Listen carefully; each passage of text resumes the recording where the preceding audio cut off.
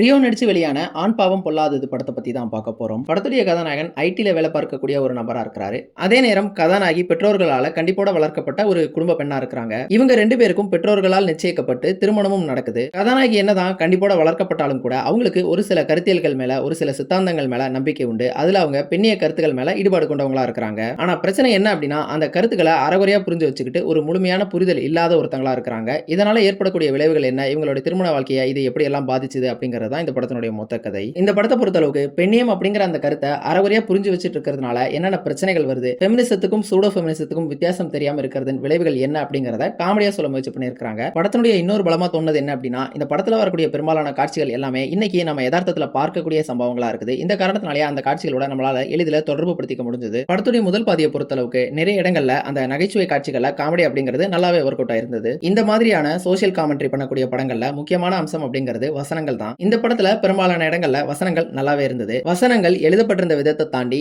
எதையெல்லாம் வசனமா வைக்கணும் அப்படிங்கிறது இந்த மாதிரியான படங்கள்ல ஒரு முக்கியமான அம்சம். பெண்கள் எதிலெல்லாம் இன்னைக்கு அரவேக்கிட்டத்தனமா இருக்கிறாங்க அப்படிங்கறத புரிஞ்சுக்கிட்டு அதை வசனமா மாத்தும் பொழுதுதான் இந்த மாதிரியான படங்கள்ல அந்த இம்பாக்ட் அப்படிங்கிறது அதிகமா இருக்கும். அதை இந்த படத்துல சரியாவே செஞ்சிருந்தாங்க. உதாரணமா ஒரு வசனம் சொல்லணும் அப்படின்னா, கதாநாயகன் கதாநாயகியை பார்த்து, உங்களுக்கெல்லாம் ஆம்பிஷன் அப்படிங்கிறது சூரியவம்ச தேவயானி மாதிரி ஐஏஎஸ் ஆகணும் அப்படிங்கிறதெல்லாம் இருக்காதா? இருக்காது. ஏன்னா அதுக்கெல்லாம் படிக்கணும் அப்படின்னு சொல்லக்கூடிய அந்த ஒரு வசனமாகட்டும். இந்த மாதிரி நிறைய வசனங்கள் படத்துல நல்லா இருந்தது. அடுத்ததா ஜியு போப்பியும் கால் மார்க்ஸையும் வச்சு வரக்கூடிய ஒரு வசனமாகட்டும், போர்பந்தரை வச்சு வரக்கூடிய ஒரு வசனமாகட்டும், இந்த வசனங்கள் எல்லாம் நல்லா இருந்தது. அந்த காட்சியை பார்க்கும் பொழுது ஒரு பொண்ணுக்கு கால் மார்க்ஸ்க்கும் ஜியு போப்புக்கும் வித்தியாசம் தெரியாமலா இருக்கும். அதுவும் இந்த மாதிரியான கருத்தியல்களில் ஈடுபாடு இருக்கக்கூடிய பெண்ணுக்கு கண்டிப்பா அதை பத்தி தெரிஞ்சிருக்காதா அப்படிங்கிற ஒரு கேள்வி நமக்குள்ள வராமல் இல்ல. அந்த ஒரு பெண் கதாபாத்திரத்தை அவ்வளவு ஒரு தத்தி மாதிரி தான் வடிவமைச்சிருக்காங்க அப்படிங்கிற மாதிரி தான் நமக்கு தோணுது. ஆனாலும் அந்த காட்சியை பார்க்கும் பொழுது அது ஃபன்னியா தான் இருந்தது. இந்த படத்தினுடைய குறைகளா தோணுது என்ன அப்படின்னா, இந்த படத்தினுடைய ஃபர்ஸ்ட் ஹாஃப் பொறுத்தளவுக்கு இன்னைக்கு சோசியல் மீடியால ரெலவெண்டா இருக்கக்கூடிய feministic, pseudo feministic memes, reels இது எல்லாத்தையுமே காட்சிகளா கன்சீவ் பண்ணி உள்ள வச்சுட்டாங்க. அதன் பிறகு இந்த கதையை எப்படி நகர்த்துறது அப்படிங்கறதுல இவங்களுக்கு ஒரு பெரிய தடுமாற்றம் இருந்திருக்குது. படத்தினுடைய இன்டர்வல் சமயத்துல பாத்தீங்க அப்படின்னா ஒரு ட்விஸ்ட் ஒன்று வைக்கப்பட்டிருக்குது. கதாநாயகிக்கு ஒரு அசம்பாவித சம்பவம் ஒன்று ஏற்படுது.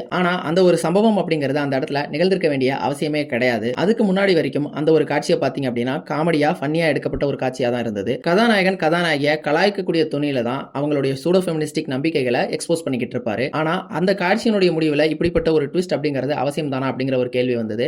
ஆனா அந்த ஒரு ட்விஸ்ட் இல்ல அப்படின்னா செகண்ட் ஹாஃப் இவங்களால நகர்த்திருக்க முடியாது. அந்த ஒரு காரணத்துக்காக அந்த ட்விஸ்ட் அப்படிங்கிறது வலிந்து திணிக்கப்பட்ட மாதிரி தான் இருந்தது. அது வரைக்கும் காமெடியா போய்கிட்டு இருந்த இந்த ஒரு படம் திடீர்னு பாத்தீங்க அப்படின்னா அட்வைஸ்லாம் பண்ண ஆரம்பிச்சு ஒரு மாரல் சயின்ஸ் கிளாஸா மாத்திட்டாங்க. குறிப்பா கிளைமாக்ஸ்ல ஆர்ஜே விக்னேஷ் நீதிமன்றத்தில் பேசக்கூடியதெல்லாம் ரொம்பவே அபத்தமா தான் இருந்தது. இந்த ஒரு கதைக்கு இவ்வளவு அட்வைஸ் இப்ப தேவையா அப்படிங்கிற மாதிரி தான் இருந்தது. அது மட்டும் இல்லாம ஒரு நீதிமன்றத்துல ஒரு வக்கீல் இந்த மாதிரியான அட்வைஸை சொற்பொழிவு மாதிரி சொல்ல முடியுமா அப்படிங்கிற ஒரு கேள்வி நமக்குள்ள வருது. அடுத்து ஒரு முக்கியமான குறையா தோணுது என்ன அப்படின்னா, இந்த படம் ஆரம்பத்துல இருந்தே பாத்தீங்க அப்படின்னா ஒரு ஆணினுடைய பார்வையில ஒரு சூடோ ஃபெமினிஸ்டிக் பெண்ணால என்னென்ன பிரச்சனைகள் வருது அப்படிங்கறத சொல்லக்கூடிய ஒரு படமா தான் முன்வைக்கப்படுது. அப்படி இருக்கக்கூடிய இந்த படத்துல எதுக்காக திரும்ப பெண்களுடைய பிரச்சனைகள் எல்லாம் கொண்டு வந்தாங்க அப்படிங்கிறது புரியல. பெண்களுடைய பிரச்சனைகள், சிக்கல்களை சொல்லவே கூடாது அப்படின்னா கண்டிப்பா சொல்லலாம். ஆனா இந்த கதையில இந்த ஒரு நரேட்டிவ்ல அது பொருத்தமா இல்ல அப்படிங்கிறது தான் உண்மை. அது மட்டும் இல்லாம இவங்க இந்த சூடோ ஃபெமினிசத்தை எக்ஸ்போஸ் பண்ணணும் அப்படிங்கிற காரணத்தினாலேயே கதாநாயகியோட அந்த கதாபாத்திரத்தை பாத்தீங்க அப்படின்னா சுத்த தத்தியாவே வடிவமைச்சிருக்காங்க. அந்த ஒரு கதாபாத்திரத்தை கொஞ்சம் புத்திசாலியாகவும் வடிவமைச்சிருந்தா இந்த கான்ஃபிளிக்ட் அப்படிங்கிறது இன்னுமே கூட ஸ்ட்ராங்கா இருக்கும். இன்னுமே கூட இந்த படத்தின் மூலியமா எழக்கூடிய அந்த உரையாடல்கள் அப்படிங்கிறது மேம்போக்குத்தனமா இல்லாம ஆழமா இருந்திருக்கும். ஆனா அதுலலாம் இவங்க கவனம் செலுத்தாம விட்டுட்டாங்க.